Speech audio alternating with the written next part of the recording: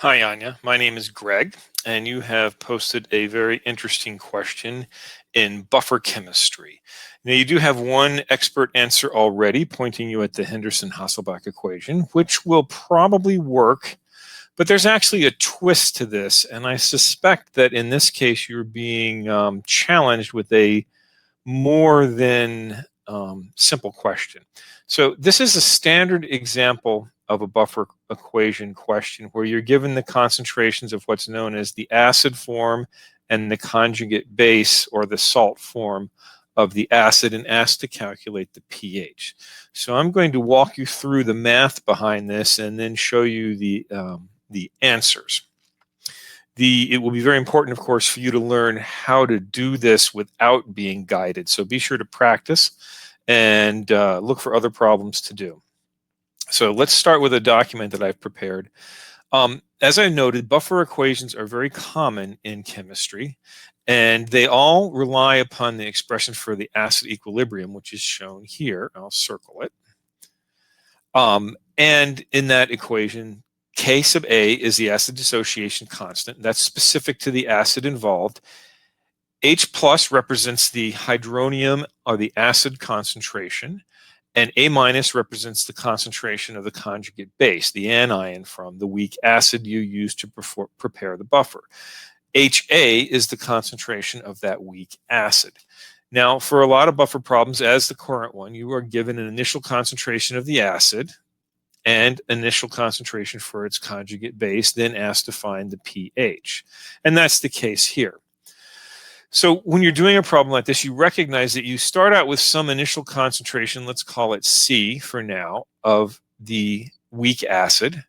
And as it dissociates into hydronium ions and into its conjugate base anions, you lose a little bit of the initial concentration, let's call it X, and form a small amount of hydronium ions with a concentration, again, of X, and the anions, again, of X.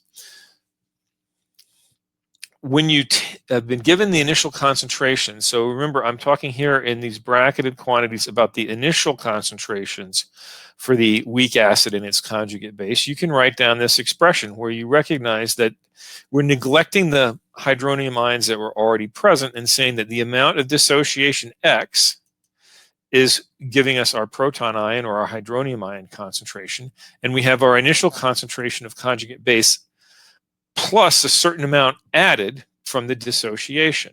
Meanwhile, the weak acid has been depleted by a certain amount. So you can substitute all of these into the equation.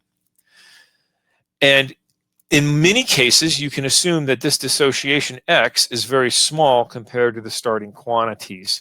That's what leads to the Henderson-Hasselbach equation that was given in the other answer to this problem. And in that, you simply ignore these X's, and you were left with a very simple algebraic expression here, which you can rearrange to this, and then simply plug in the values you were given for Ka, for the acid and the anion, and then directly calculate the final proton ion concentration. And so long as the result X turns out to be much less than the starting values you were given, you can stop there and you're done. Now, as we'll see, it turns out that for this problem, you cannot actually stop there. So while the other expert answer is correct, it's probably not going quite as far as it should be, and I'll show you that. So we go to page 2 of my document. This is what you do when it's not small.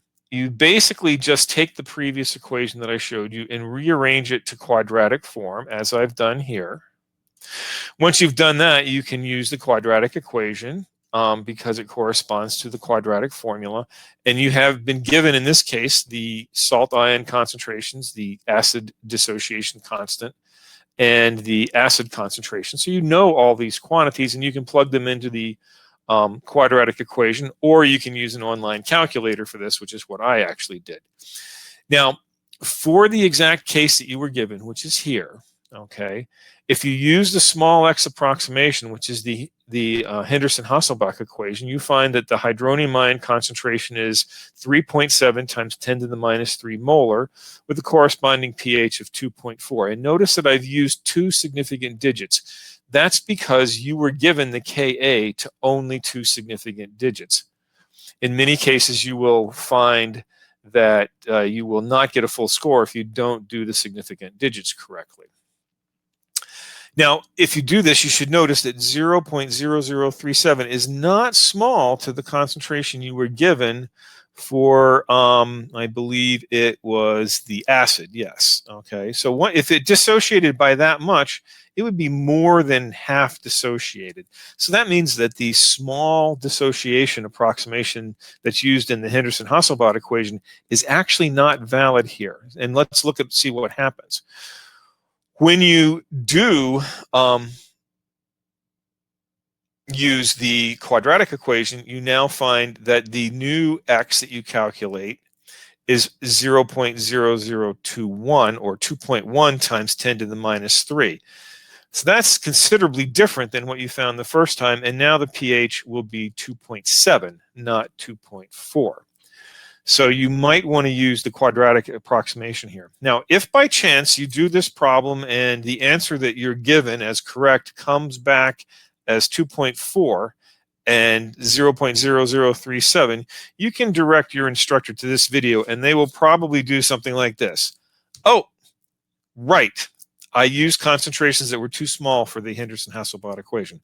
Or if you use the Henderson-Hasselbach equation, you might find yourself marked off because your instructor goes, well, remember, we covered in class the fact that you can't always use that approximation. So be alert. Now, remember, too, we've basically given you the answers here. Of course, you have to choose which of the two possibilities you use. I recommend that you use the quadratic solution because that is correct. But you need to make sure that you can do this problem if you're given other starting conditions. So if the initial concentrations you're given are different, you need to still be able to do this. And you need to be able to consider other circumstances. For instance, here, we assumed that the final concentrations of the as-mixed buffer system were what we were given. But say you were given the concentrations of two solutions and then mixed them. Well, if you used equal quantities of both solutions, then you cut the concentrations in half. But what if you use different quantities? You have to do the concentration calculation. And I can guarantee that if you've been doing problems like this, you'll probably see on an exam a different version of this problem where you are given the stock solutions and told the pH that you need to achieve. In that case, you need to be able to go backwards from the pH to the hydronium ion concentration and solve this exercise differently where you find the initial concentrations. And that's a slightly different algebraic problem, but you should be able to do it from what I've given here. All right, I hope that helps and good luck.